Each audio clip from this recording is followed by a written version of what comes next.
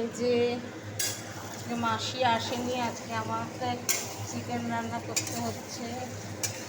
সব মশলা দিয়ে মাংসটা কষাচ্ছি, সব মশলা দেওয়া হয়ে গেছে, হলুদ, লঙ্কা, জিরে, লাল লাল লঙ্কা, কাশ্মীরি লঙ্কা, গরম মশলা ফোড়ন সব দেওয়া হয়ে গেছে। চিকেন হচ্ছে, চিকেন